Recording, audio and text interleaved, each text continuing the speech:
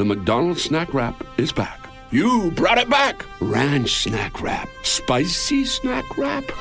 You broke the internet for a snack. Snack wrap is back. Ba-da-ba-ba-ba.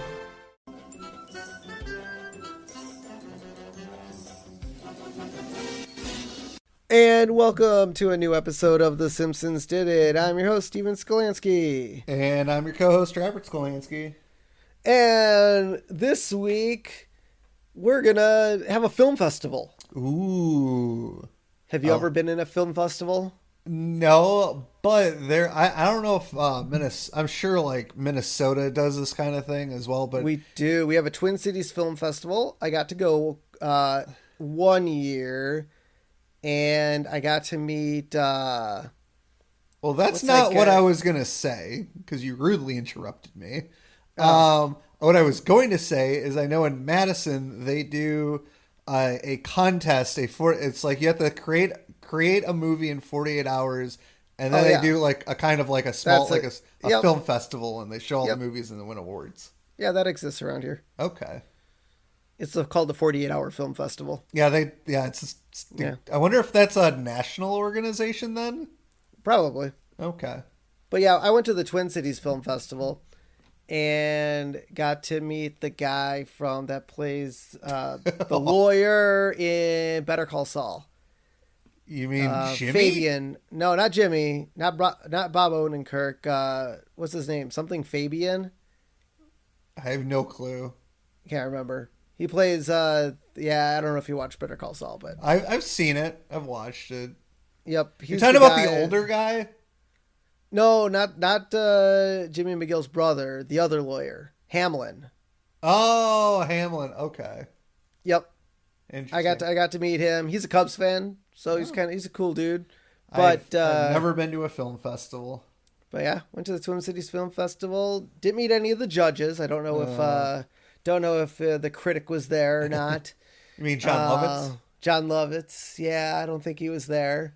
Yeah. But they're interesting. Went to a couple after parties for the film festival. It's a good time. Film festivals are fun. Oh, yeah. And yes, they do draw a crowd. They get people into it. Kind of like Springfield. Their tourism was garbage.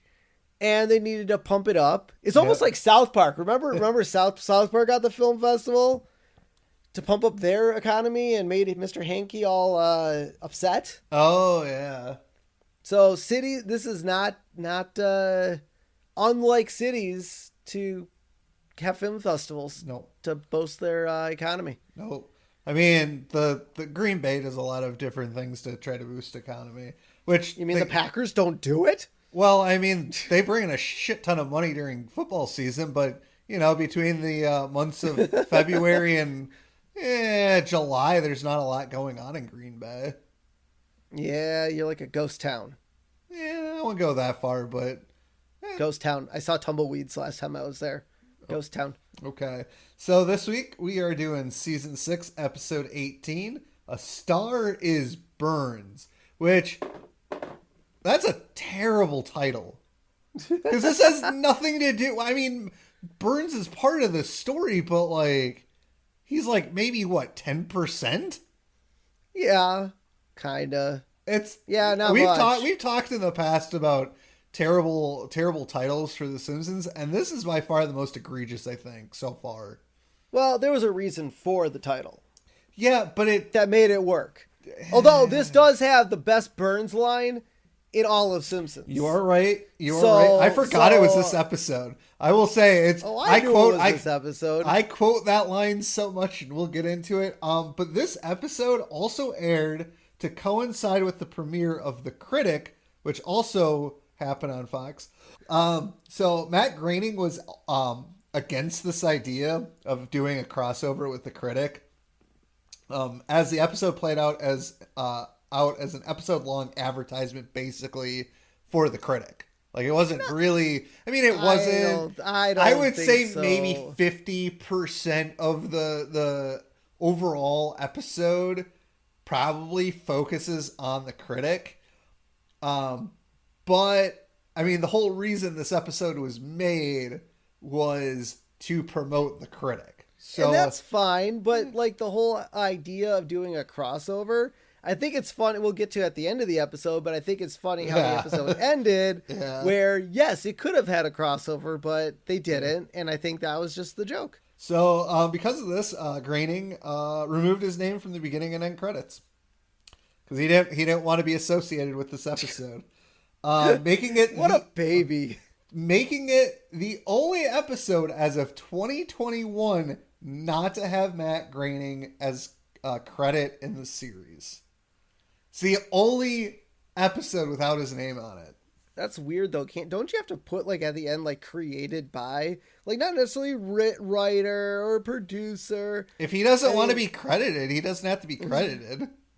I guess so. Like you don't have to put created by because like it's not like something they took from somebody else's work. This is Matt Groening's work, so they don't necessarily have to say The Simpsons is created by Matt Groening. So I guess. Also, the episode title is a reference to the 1976 Barbra Streisand film A Star Is Born. Yep. So yeah, a lot going on, and we haven't even gotten into the episode yet. The air date for this is March 5th, 1995. We got 7 episodes left after this for season 6, so woohoo! 7 more weeks of season 6. I mean, it's March, so we're getting close to the end. Yep. Recap. If you guys couldn't tell by what we've already been talking about, a film critic comes to Springfield for a film festival, and some townspeople enter their films. I don't know if anyone else entered films in this except for the townspeople. Yeah, that's all we saw. like, it's just kind of funny. It's like, is this a film festival for nationwide? Like, because like the whole point of the film festival was to bring people in. Exactly, and I don't know if they brought anyone in. I have no idea. There was no chalkboard this week. Oh, they needed no chalkboard. No, this was a long ass episode. And we get a new couch gag this week. The family heights are reversed. So Homer is the shortest. Then Marge is Lisa's height. Bart is Bart height. Lisa is Marge height. And Maggie is Homer height. Yes. Which I thought it was kind of funny because I think in that intro, Bart kind of looks around because he's still the same size. Yeah, he did change sizes. Because he's in the middle. He's the middle man. That was great. So we start this episode again. Well, not really again. This is the second time I think we've started Eye on Springfield. I believe so. And, you know, we get the Springfield sign and women in bikinis, you know, kind of flashing on and off. We got Ken Brockman celebrating a championship game that's being converted or covered in cement because that's what you pour on people when I don't even know what. Normally you pour like Gatorade or something. They're like, yeah, no, they dumped a Gatorade bucket on him, and then they brought in a cement truck for some reason to cover him in cement. They wanted to idolize him for the rest of his life for being in the locker room reporting on this game. Yeah, I don't know. I guess. Yeah. Then we get Kent in a hot tub with 2 Japanese ladies eating sushi.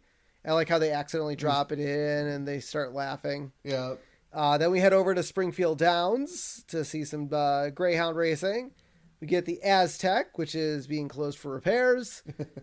We get a bunch of zoo animals being brought to Krusty Burger, and then people leaving with Krusty Burgers. And apparently Krusty is not happy with the filming of this. Because they're basically bringing in zoo animals to get slaughtered, and it's inhumane. Oh, right. Yeah. Inhumane to eat zoo animals. Got it. Yeah. And then we get Kent getting a tattoo at the Happy Sailor Tattoo Parlor. Giving him the thumbs up. Yeah. And our first story of the night is the Rapping Rabbis singing a parody of Can't Touch This About Eating Pork. So awesome. That was great. I love it. Now is there a group out there that is Rapping Rabbis that you know of? So, there is, I don't know. Well, there is a rabbi out there who, I forget his name, who is a rapper, but he's also a rabbi, but it's not a group. Oh, okay. Shoot, I haven't listened to him in a really, really long time. Like, he's got some good stuff out there. He doesn't do parodies? No, I don't think so. Shoot. Yeah, I don't. If I find his name while we do this episode, I'll let you guys know. Okay, so then we get Kent standing out at the town square, and he's saying that the town of Springfield stinks. And I like how like some random dude like, "Hi," and it's because they're ranked the least popular city in America. Found it. Modest Yahoo. That's who I was thinking, but I didn't think he was. I knew he was Jewish. Oh, maybe he's not a rabbi. I didn't think he was a rabbi. I could have sworn he was, but no, you're right. Matthew Paul Miller, known by his stage name Modest Yahoo. He's an American Jewish reggae singer, rapper, beatboxer, and alternative rock musician. So no, he is not a he's not a rabbi. So there's not really, there's no rapping rabbis out there. No. That makes me sad a little bit. A little bit, yeah. So they're last in science. Yep. Yep. And what was it? It was Skinner. Yeah, Skinner was being burned alive at the stake, telling everyone that the Earth revolves around the sun. And Abe's like, burn him. Yeah. So, yeah, just to let you know, guys, Earth does revolve around the sun. No. The Earth revolves around me. Oh, right. Yeah. They are last. Yeah, they are last in culture. Springfield Performing Arts Center. Sign Krusty the Clown in Sunrise at Campobello. Campobello. Yep. And then I love how he's acting in the play as a man in a wheelchair, and then he gets up to stand and starts walking toward the actress, and it's like, oh wait, I'm crippled. I'm crippled, and then runs back to the chair or the wheelchair. Come on, Krusty. And that's a parody from a scene of Dr. Strangelove, or How I Learned to Stop Worrying and Love the Bomb, from Stanley Kubrick, where Peter Sellers stands up from his wheelchair, breaking his character, and then improvise that this is a miracle. Unlike Krusty, who's like, shit, I'm supposed to be in this wheelchair. Exactly. No, that was good. They love pulling from this movie. They really do. Fourth, fifth, or sixth reference to that movie.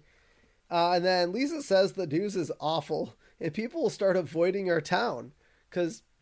Yeah, I mean, if they think that we're dead last in everything. Yeah. And then Homer says he's only one man. But he's like counting. Yeah. He's like, I'm only counting. One man. Guy. So Homer, you're not like two little people in a trench coat? No, not at all. And then Marge says they should call a town hall meeting. Otherwise, they'll lose the tourists. And Bart's like, oh, I'll be ruined. And so we find out that Bart sells Star's home map to people in Springfield, I guess. Yeah, if you go to Hollywood, they you do like the tour things. Although this is Springfield, so there's no famous people there. Which is funny because in the Ron Howard, Kim Basinger episode, do they bring back the star map thing again? I think they do, don't they? I think maybe. Homer brings that back, but that Bart sells a map to a Japanese tourist family, and the father knocks on the door to a rundown house, and Moe answers, wearing only his underwear. And the father's like, excuse me, are you Drew Barrymore? What? Get out of here. I'm hungover. Sorry, Miss Barrymore. What?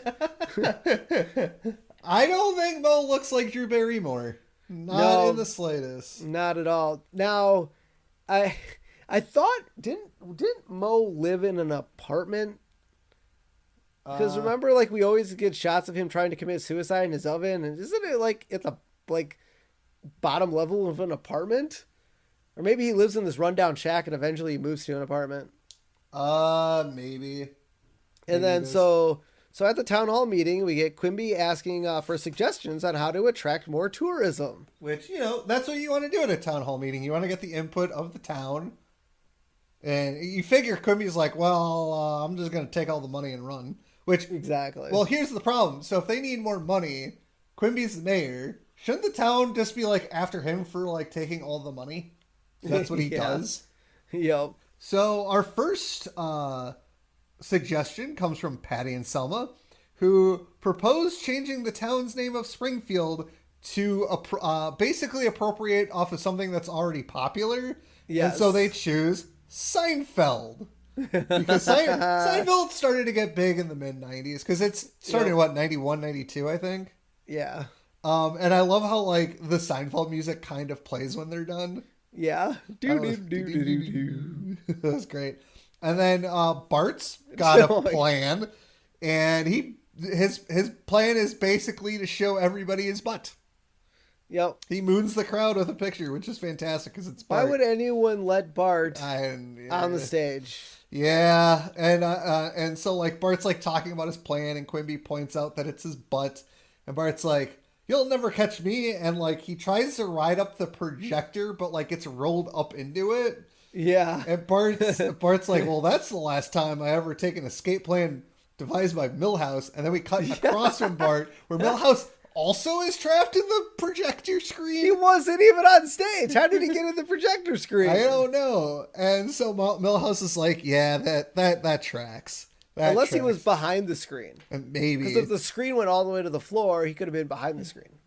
Yeah.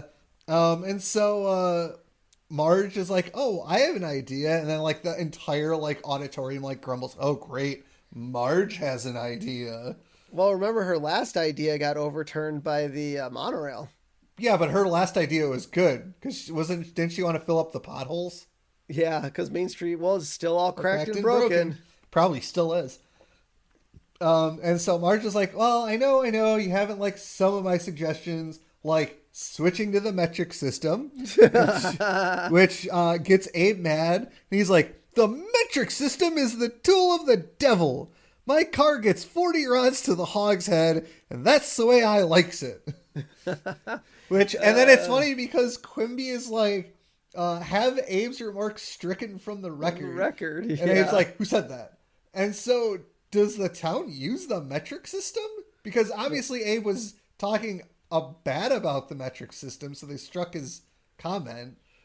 Yeah, I don't know. Maybe they do. But I do like the fact, so this is 95, and there's been memes, like, the last, like, few years, like, that really kind of blown up a little bit, where, like, somebody from America will be like, oh, yeah, I can get 3 bald eagles for freedom. Like, it's just some random measurement, and somebody will go, like, man, Americans will measure in anything except for the metric system.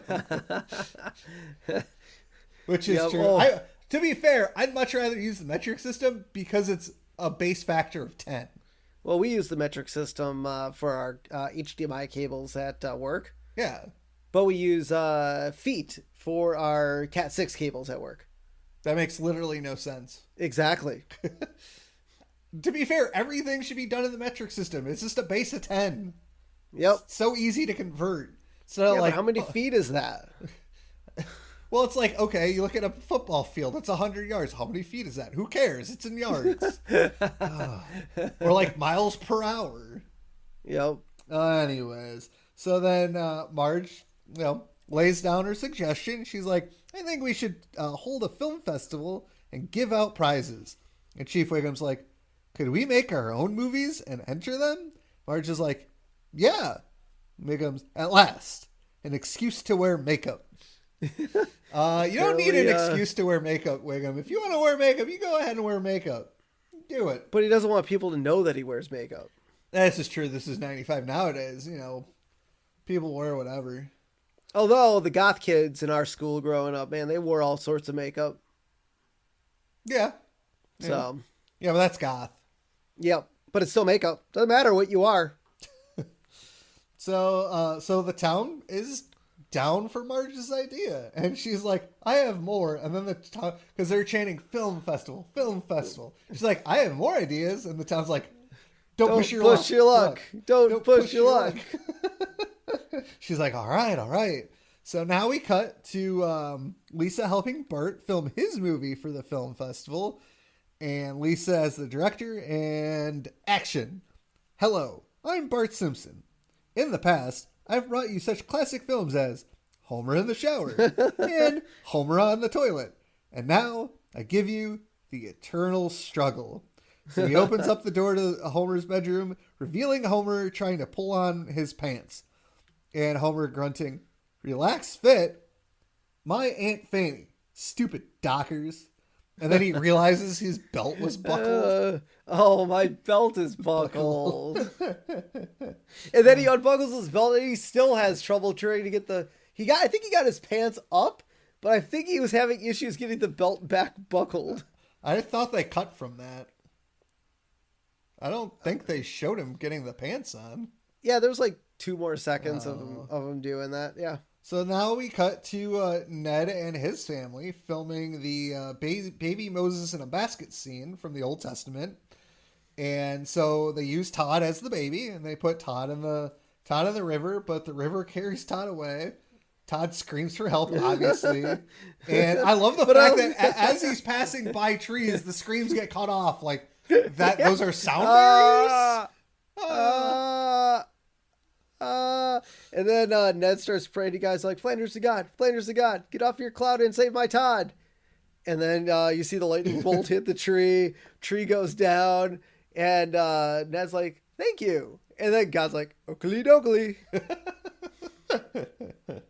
So that was good. I like that. So I was like, oh my God, like as soon as that scene started, I'm like, oh, this is the Flanders to God thing. I love this. And so Lisa, Lisa goes to Marge, and Lisa's like, what you doing, Ma? I'm looking for a film critic to help judge our festival. Did you know there are over 600 critics on TV? And Leonard Maltin is the best looking of them all? Ew. I don't even know who Leonard Maltin is. I don't. What's weird is, I don't know who that is, but I feel like Siskel and Ebert were way more popular. Probably. Than whoever this guy is. Probably.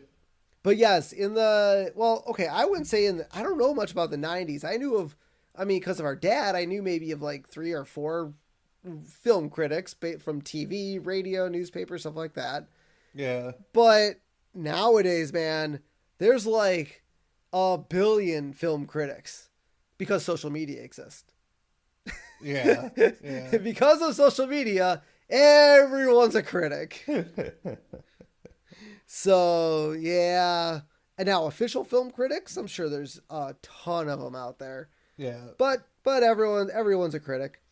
So now we see Coming Attractions with Jay Sherman. Which is where the critic part of the crossover starts. Yep. And so then we get him talking about a new Charles Bronson movie called Death Wish 9. I wish I was dead. He's in his hospital bed. I wish I was dead. But first, we're bringing Rainier Wolfcastle on to talk about his new movie. Yes, it's a movie where it's like comedy meets action, called Let's Get Silly. And it's basically McBain's doing a Woody Allen impression, which merely consists of him saying, I'm a neurotic nerd who likes... Well, no, so it starts out where he tries to do jokes that are freaking terrible. And then he's like, you guys want to hear my Woody Allen impression? Yeah, well, what did he say before? He's like, I don't know. Oh, God damn it. Now I can't. I should have wrote that down. He's like, that's the joke. That's the joke. You're horrible, McBain. And he like takes a grenade out and throws it at him. No, he shoots him with the... Was that when he shoots it? Then the Woody Allen was the grenade? Yeah, I think so. Yeah. Oh my God. It was so great. But yeah, the Woody Allen thing, saying I'm a neurotic nerd who likes to sleep with little girls, was a reference to the then recent revelation that Woody Allen married his adoptive daughter, Soon Yi, as well as kept nude photographs of her while she was growing up. Yeah, Woody Allen's kind of a horrible human being. Very bad. It's funny. Yeah, it was funny in 95. Not really funny now. Well, his movies are still funny. And then we get Rainier Wolfcastle explaining his movies like, the film is just me in front of a brick wall for an hour and a half. It cost $80 million. And then Jay Sherman's like, how do you sleep at night? On a top a pile of money with many beautiful ladies. Yikes. Oh, God. Oh, that's so good. That's funny. I love it. Yeah. And then we get Lisa telling Marge how she feels about her, and Lisa's like, I like him. He's smart. He's sensitive. He's clearly not obsessed with his physical appearance. Homer walks in. My ears are burning. I wasn't talking about you, Dad. No, my ears are really burning. I wanted to see inside, so I lit a Q-tip. I use that every once in a while. I like that line. It's terrible. That line's great. It's terrible. Oh, it's awesome. It's the best. And so now we get Marge writing a letter to Jay, asking him if he would judge their film festival. And she's like, Marge, is this a pimple or a boil? Homer, look what you made me write. And so Jay obviously is reading the letter down the street, and he ponders about leaving Manhattan when we see an angry Rainier Wolfcastle confronting him. It's like, you made fun of me. Your shoes untied. On here they appear to be tied. But let me go in for a closer look. And then Jay runs away. And then it goes from day to night. On closer inspection, these appear to be loafers. Oh, God. So basically, Rainier Wolfcastle's a moron. Oh, that was great. And my wife was downstairs moderately while I was watching this episode, and I was quoting this, and she gives me that look like, you've seen this episode way too many times. And so now we cut to the airport where there's an announcement from the flight deck saying that the flight from New York has arrived. And you hear you see the plane landing, and it's like, I'm landing here. Oh, God. God, I love New York. And yes, this airplane from New York is defaced like a New York subway train. Yep. With graffiti and everything all over it. That was great. That's a great touch. Yep. And so once again, Homer is shown not to understand how name signs work when you're at the airport. Mm-hmm. And he writes Simpson on it. Yeah. And Marge is like, Homer, that's supposed to have Jay's name. Oh, he erases it. Writes Simpson again. Don't. He erases it. Writes the name again, and it's Simpson. Don't. And then you see Jay walk up. Marge greets him. That's pretty funny. But yeah, so this echoes the misunderstanding from Mr. Lisa Goes to Washington when Homer assumes the sign with his name was meant that the person holding up the sign, not him. Yeah. Well, no, the person holding up the sign had the same name as him. Yeah. Yeah. Oh my God. That was a good callback. I like it. Yeah. And so now Marge and Homer are greeting Jay at the airport, and Marge's like, hello, I'm Marge Simpson, and this is my husband, Homer. And Jay's like, oh, nice to meet you, Marge. I saw your hair from the plane. Which is weird because you can't see into the airport from a plane. Are you sure? Marge's hair is pretty wild.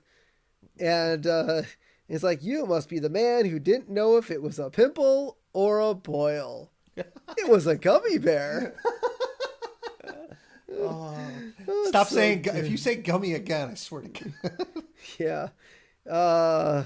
And so then we cut to Bart chilling in the living room, watching TV, and the TV announcer's like, coming up next, the Flintstones meet the Jetsons. And I love how that is the perfect setup to the remainder of this episode. Yeah. And Bart's like, uh-oh, I smell another cheap cartoon crossover. And we see Homer and Jay enter the room. So perfect. So great. I love it. Now, this is the first, I don't know if, well, this is the first of only two. No, three total crossovers. So they did Futurama and they did Family Guy. That's right. Family Guy was the other one. Okay. Yep. So over 730 episodes, only 3 crossovers. I'd take that as a win. Yeah. And Homer's like, Bart Simpson, meet Jay Sherman, the critic. Yeah. Hello. Hey, man, I really love your show. I think all kids should watch it. Oh, ew, I suddenly feel so dirty. Oh, God. That's great. Oh, my God. It's so good. The critic didn't even last that long. Wasn't it like 8 episodes? Was it? I thought it wasn't. It wasn't a couple seasons. I know it didn't like go on forever, but I thought it was at least a couple seasons, wasn't it? I feel like they should bring it. Yeah, 2 seasons. Yeah, 23 episodes, 2 seasons. Oh, that's not very long. No, and if you guys don't know, we mentioned this way back when Mike Reese was on an episode. But this the Critic was created by Al Jean and Mike Reese, two of very prominent Simpsons writers, producers, showrunners.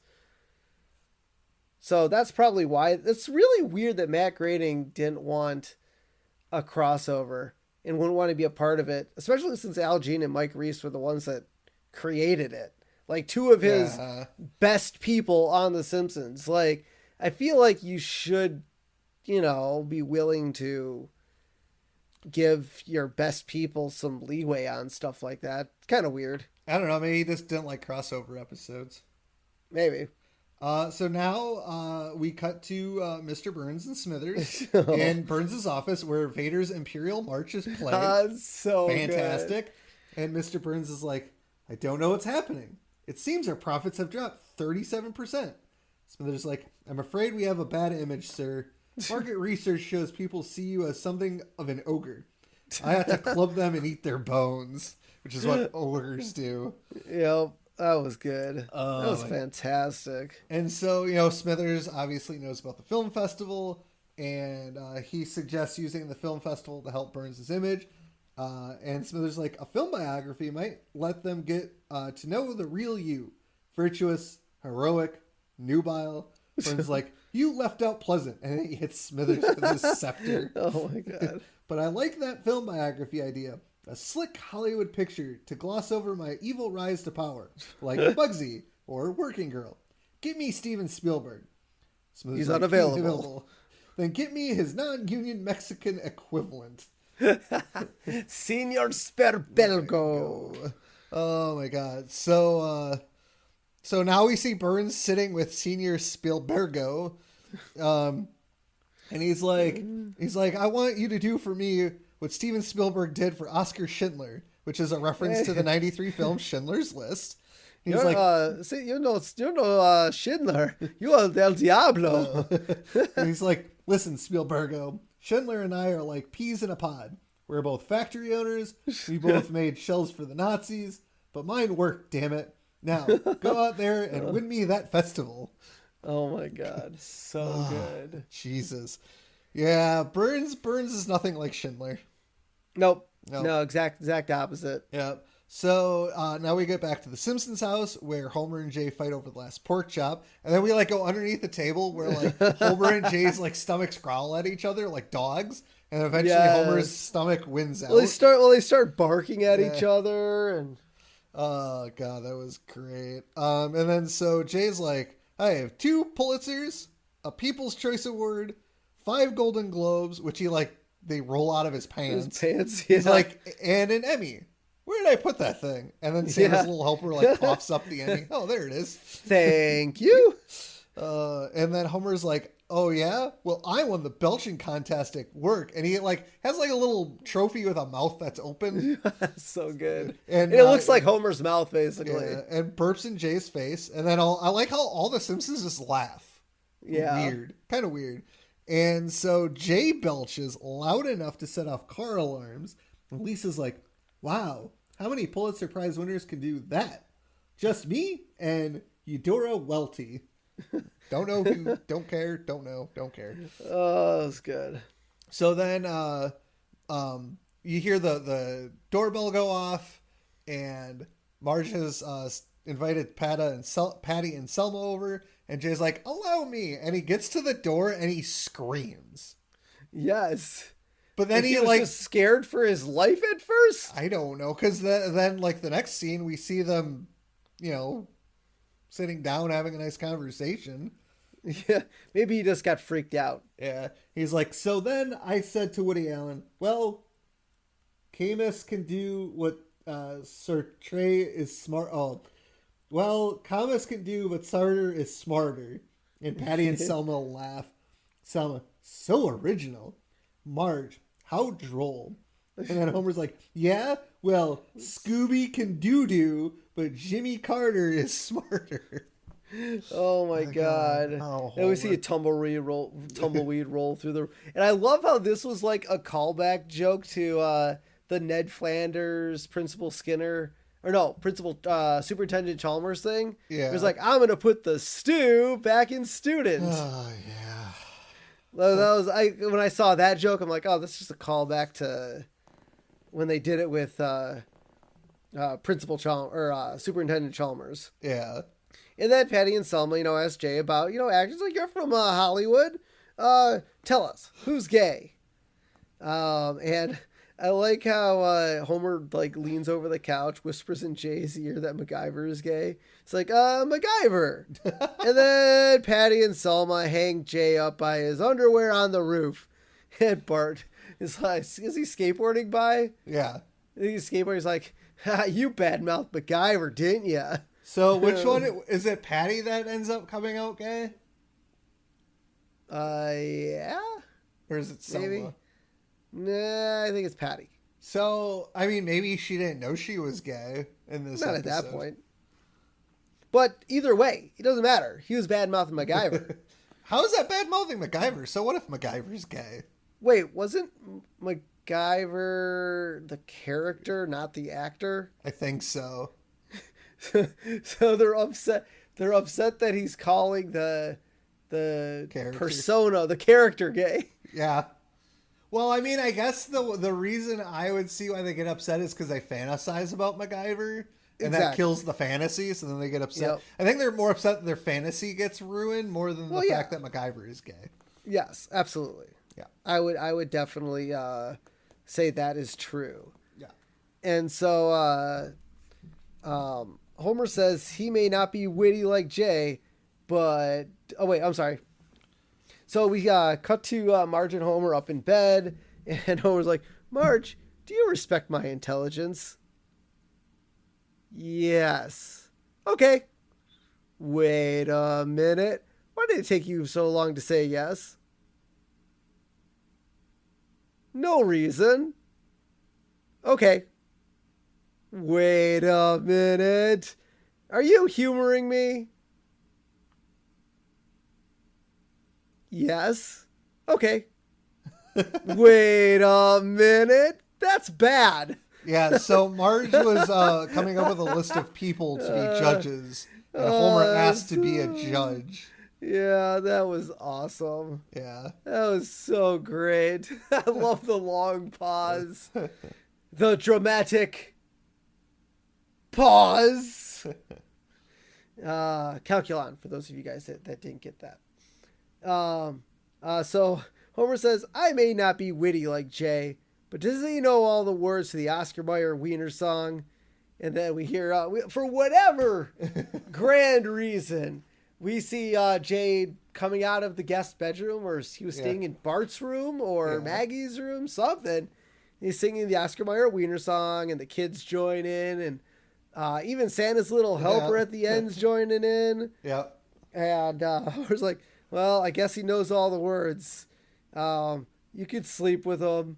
And then he takes a lock of Marge's hair and starts cuddling up with it on his side of the bed. And Marge says, that isn't going to happen. And Homer tells Marge, well, put me on the jury. It's not a jury. So she crosses off Martin Scorsese's name. Yeah, like you were going to get Martin Scorsese to do your film festival, Marge. She's got ambition. I got to give her that. Yeah. Unless she already had him. I mean, the name was on the list. Maybe she already had him. No, I think she was writing down people that she wanted. Oh, okay. So now we get auditions for the part of Mr. Burns for His movie. playing himself in his movie. And first up, we get Hannibal Lecter. I love how this is the first time they wheel out someone in a Hannibal Lecter dolly that isn't Bart. Or Mr. Burns. Or Mr. Burns. We finally got Hannibal Lecter. Unfortunately, what's his name? That plays Hannibal Lecter.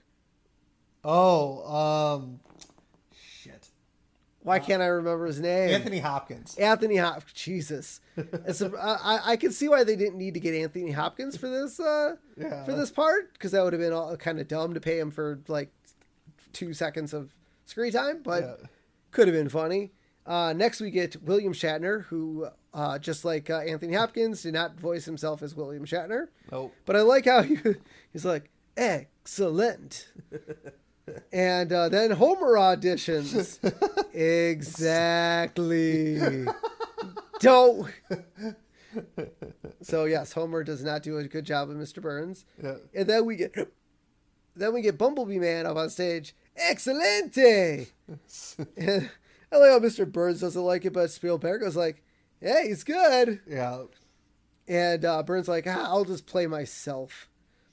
Yeah. And so now we get the opening night of the film festival. Yeah. And we get Dr. Hibbert walking up to the Aztec dressed up like Dr. Frankenfurter from the Rocky Horror Picture Show. Apparently they do showings of the Rocky Horror Picture Show at the Aztec, and Dr. Hibbert didn't realize that they were performing a film festival tonight. I think he misunderstood. What a film festival was? Yeah. I don't know. I think he was anticipating going to the Rocky Horror Picture Show, because that's what people do. They dress up and go to the Rocky Horror Picture Show. I'm aware of that. So I'm just wondering if he thought it was going on, but the film festival took it over. No, because I think he had said something where he got confused. Oh, maybe. So now we get our very first entry into the film festival. Bright Lights, Beef Jerky. Directed and written by, if you could say that, by Apu. Yeah. And no, I don't think it was written or directed by Apu. It was just security camera footage of Snake robbing the Quickie Mart. And I love, he panned over to Chief Wiggum stuck in a hot dog roll. It's like, this is going to get worse before it gets better. I swear to God, before the camera cut away, it looked like he was halfway inside the damn thing. He was. And so next up, we get Moe's musical number for his film, Mo Better Booze. And he's just up on his bar. Yep. Money gets you one more round. You drink it down, you stupid clown. Money gets you one more round. Then you're out on your ass. And then he falls off the ball. Yeah. And now we get the movie that I personally think should have won the film festival. Okay, Homer. Yes. It's Hans Moleman presents Man Getting Hit in Football or Groin by a Football. No, it's this man getting hit by football. Oh, right. But it was Han Moleman presents. Yeah, man getting hit by football. Yeah, by football, not in groin. I mean, that's where he gets hit, but... Yeah, and so it's Hans Moleman outside his house. Football comes in, hits him in the groin, he falls to the ground. Boing. And Homer, obviously, that's his favorite because he's laughing his Yes, ass he off. starts laughing his ass off. Give that man the $10,000. And Chase Sherman's like, Homer, this is not America's Funniest Home Videos. So now we cut over to Barney and Bart, because Barney is sitting next to Bart. And Barney's like, oh, they're showing my film next. And Bart's like, wait, you made a movie? And Barney's like, I made a movie? You made a movie? Oh, that's why I'm on the cover of, what was it, Entertainment Weekly. Now, we don't get the title here. We hear the title later, but the title of Barney's movie is called Pocahontas. The unfortunate title of Barney's movie. Which is a sensitive documentary about his alcoholism. Yep. And so we learned that Barney is 40 years old. I don't know who knows if he was held back in high school. Why is this even a question? Because Homer's 38. They were seniors together in high school. Oh, that's 2 years. So Barney, my guess, got held back a couple grades. Yeah, maybe.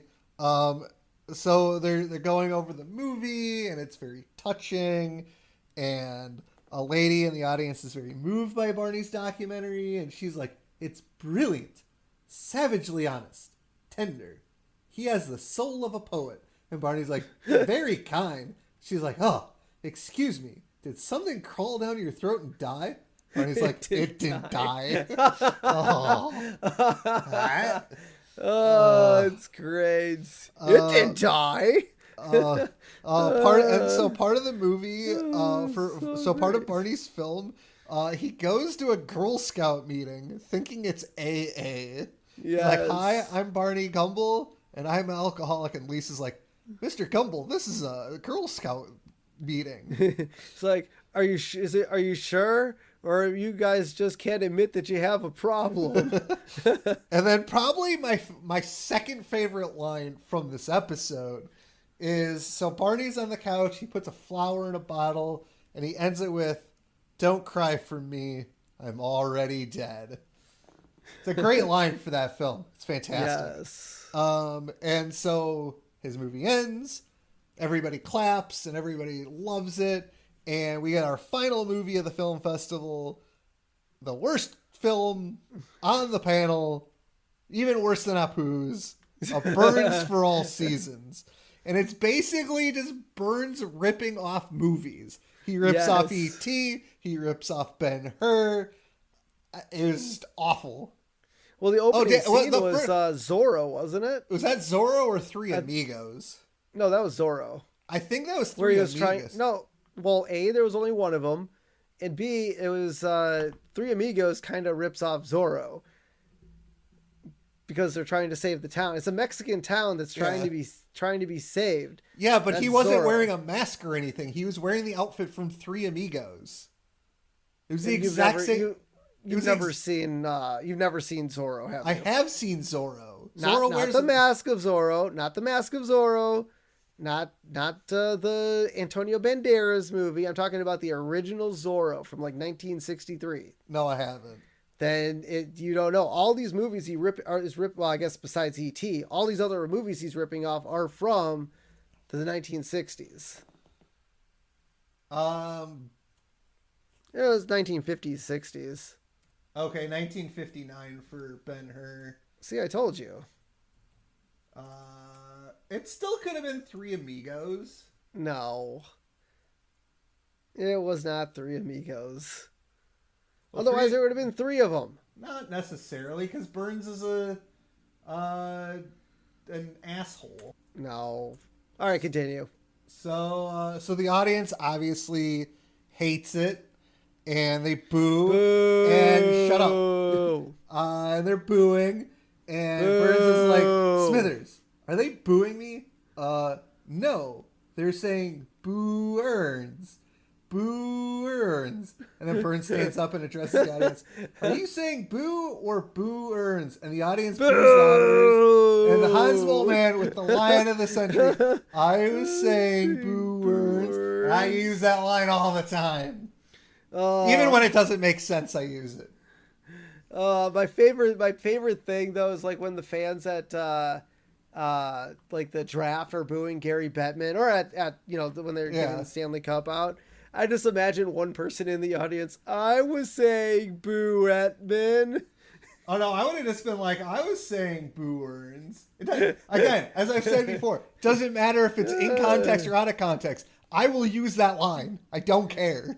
Oh, it's so good. Oh, I love Hans Moleman. Best line of the episode. And we had a give that man the $10,000. But we had that one guest we had on who wrote the Ballad of Hans Moleman. And in the song, he references this by saying he was saying boo earns. Yep. Oh, that's great. I love it. Oh, beautiful. So, the jury, was sequestered in a room. I don't know if this was at the Aztec or a hotel room, but it was like a nice little conference room. Yeah. And so they're voting. Jay and Marge vote for Barney. Quimby and Krusty vote for Burns. Well, because they were paid off. If you'd let me get there. As we see, Burns and Smithers are spying on the judges through a olive camera that was stuck in a sandwich. And Burns is like, that bribery paid off. Yeah. And then I don't know why it's like this whole Krusty bit with Jay and them arguing over stuff. That's actually a meme now. Can't remember the context of it, but when I saw that, I'm like, oh, that meme now makes sense to this. And so we get a headline. incontinent old man wins Miss Teen America. Yeah, the context of that is Mr. Burns paid off Miss Teen America to win that title. Yep. And also, we do learn that Mr. Burns is incontinent in the episode Brother, Can You Spare Two Dimes? Yes. Yep. And so Jay's like, how can you vote for Burns's movie? Oh, this is the meme right here. When Krusty's like, let's just say it moved me to a bigger house. Oops. I said the quiet part loud and the loud part quiet. And, Homer now is the final say in the room. And he's like, football in the groin. Football in the groin. That's what Homer wants. And so Marge, suggests that they take a 5-minute break. And Homer says, that's a good idea because my mind's going a mile a minute. And we get his brain. It's one monkey picking the other monkey's back. Yeah. That's all hunting for food. Yeah. Yeah. And Marge obviously says, yeah, it was a mistake to put you on as a judge on the jury. And Homer's like, I deserve to be there. Even if he is sleeping with Marge? What is Marge? Yeah. Well, he said something like the leader of the group or the host of the festival or something weird like that. And we hear Jay overhearing the conversation. Yeah. And Homer's like, ask Jay, well, if you're going to make fun of me, it won't make things any better. Or Homer asked Jay not to make fun of him, and Jay says he won't do that. But there's more to life than someone getting hit in the groin with a football. And then we see a football come in and hit Jay in the groin. From Nelson. From Nelson. Ha ha! I'm surprised Homer didn't laugh. Yeah. It just kind of cut. Yeah. Which is kind of okay. I guess it's okay, but I think it would have been funny if Homer laughed. Well, it's just the shock value. Yeah. And then Homer announces, I have to do some serious thinking. And I'm very surprised that Bart didn't come around the corner saying, I think you mean some serious drinking. I was waiting for that line again to happen, but it didn't. It was kind of sad. But so he imagines again monkeys at a chalkboard with equations. And one of the equations is Einstein's theory of relativity, E = mc squared. And another is the calculus equation, dy over dx equals x3. Surprised Homer even knows what that is. Surprised he knows what the theory of relativity is. Exactly. Like, that's in his brain. That's what he's thinking about. So he knows it. Yeah. Unless we do know Homer is a very smart person. We do. So I wonder if when you're thinking, the crayon bypasses the brain. Maybe. But when Homer talks out loud, the crayon actually inhibits his speech. Maybe. Yeah. And so Homer's sitting watching Barney's movie again and is so moved that he never wants to drink another beer again. And then a vendor walks up. I was like, beer, I'll take 10. But I like how Homer's like, Barney's movie had heart, but football in the groin had a football in the groin. Oh, that was so good. I love that. That was fantastic. And so we cut back to the finals, I guess, or the awards ceremony. And we see that Itchy and Scratchy won Best Animated Short for 4 funerals and a wedding. And I have the synopsis right here. So Scratchy is getting married. And then at the altar, Itchy replaces his betrothed with a bride made out of bombs and dynamite. Somehow, Scratchy is able to have children with his bombs and dynamite, Yep, and grows old with her. On the porch of the old folks' home, she finally explodes because now she's old, I guess, and killing Scratchy. An aged, bearded Itchy runs out of the home, laughing hysterically. He has a heart attack and dies. That was a good one. And everybody laughs. I almost want to know what other animated shorts got put in this film festival. Right? What was that? What was that up against? Nothing good, apparently. I know. So Barney wins the grand prize, and Marge is proud of Homer. Yep, yeah, she's proud of Homer for voting for the right film. Yeah. Although, to be fair, regardless of if it's the right film or not, people can like what they like. Yeah. he was peer pressured into vote. Dude, look, people were probably upset that Krusty and Mayor Quimby got bribed to vote for Burns' movie. Nobody knew that they were bribed. Maybe they liked that movie. I mean, obviously they didn't because we knew they got bribed. Exactly, but as the audience, we know they got bribed, but the town doesn't know they got bribed. Maybe, but either way, we know that Homer was basically bullied into picking the not Burns movie. Here's the thing: there needed to be a winner, and it was a deadlock. It was. But Homer was still bullied into picking the other. Nah, he wasn't bullied. Marge asked him politely to actually make a real fucking choice. Yeah, but football in the groin had a football in the groin. And then Homer's like, you know something, Marge? It's not that tough being a film cricket. Such a good line. And then we learn that Barney wins a lifetime supply of Duff after he literally just goes up on stage and is like, you know, this basically helped me out and I am not going to be an alcoholic anymore. I'm going to stop drinking. And then he's like, pump it straight into my veins. And we see like doctors come out Yes. with like the IV drip. PSA, do not insert beer straight into your veins. Or your butt. Wait, what? Yeah, you didn't hear about college students doing that? What? Yeah, it was a thing like quite a few years ago where people were, instead of doing keg stands with their mouth, they'd actually put the thing on their butt and make alcohol go up their ass. Is this the same generation that ate Tide Pods? Because that would make a lot of sense. Oh, it is. Absolutely. And then there was this whole thing like telling kids not to do it because it can hurt your colon or whatnot. No shit. But apparently, according to what everyone was saying, is it gets you drunk faster. But either way, it's not good for you. No. Just drink it like a normal person. Do an upside down handstand. Yep. But people were idiots.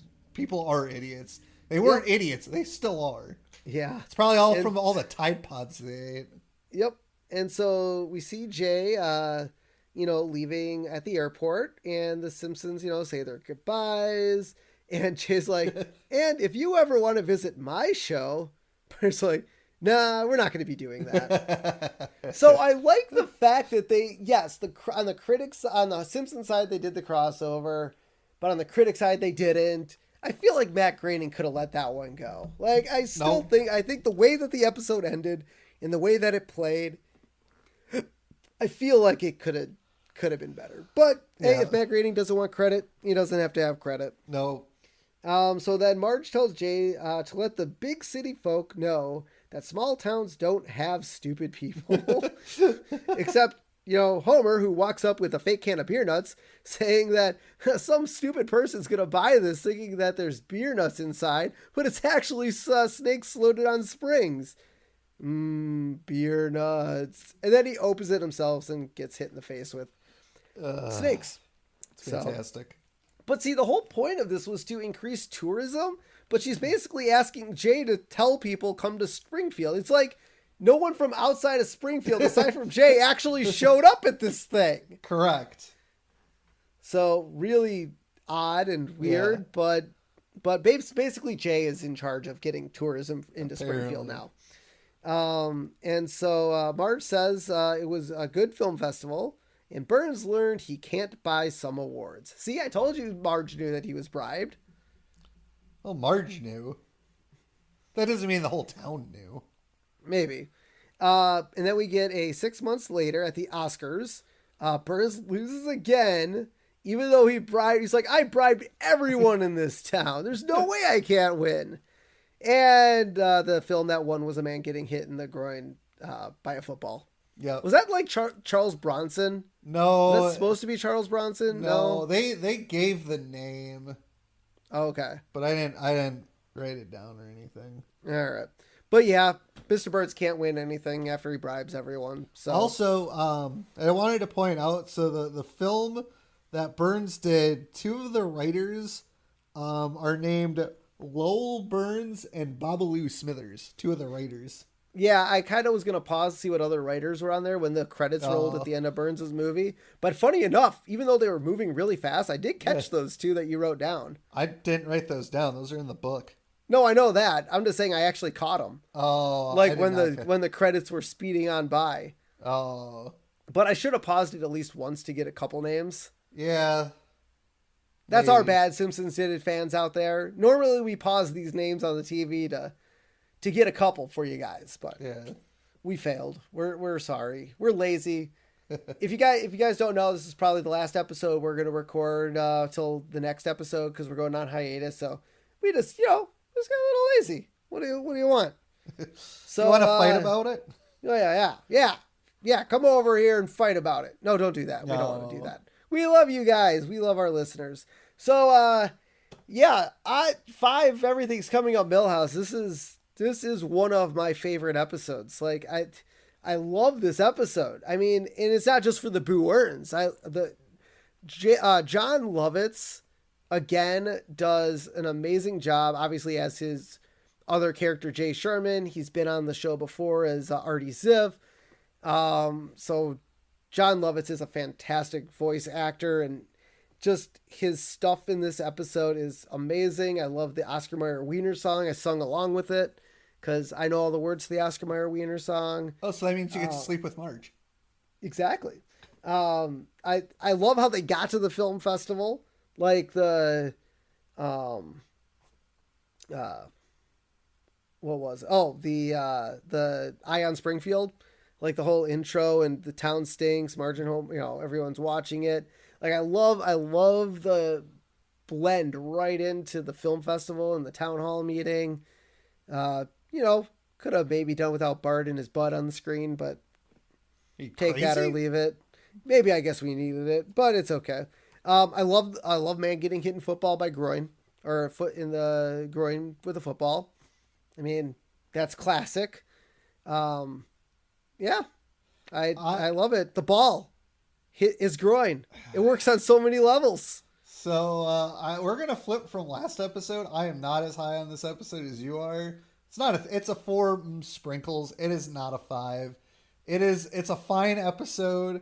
Yes, it has. I was saying Boo Earns, but I don't know. I think it could have been a little bit better. I mean, some of the jokes were pretty funny. I don't know.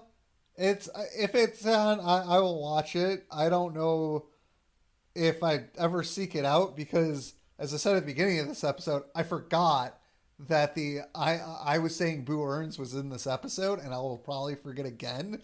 I knew as soon as I got to this episode, I'm like, oh, Hans Mole Man again. I mean, between Hans Mole Man and Ralph, those guys probably have the best lines in this entire show. Well, probably, but I don't know. It's a good episode. It's solid. But I don't think it really hits that level for me for a 5. So yeah, 4 sprinkles. All right, fine. We'll let you have your vote. Next time I'll bribe you. That'll be $1 million. All right. So let's finish it off with our character profile. Which, by the way, worst character profile ever because I don't know why this is the character profile and not Jay Sherman. It is kind of weird, right? Well, he is the critic, so maybe in his book he got his own character profile. I don't know. Odd one. We haven't done them yet because I think we've already done Hans Mole Man. Yeah. I think we've done a lot of the characters up until this point, oddly enough. Yeah. But yeah, it is really weird. We didn't get a Jay Sherman. I think it would have fit in really well. But this week, unfortunately, we're gonna get the crazy old man.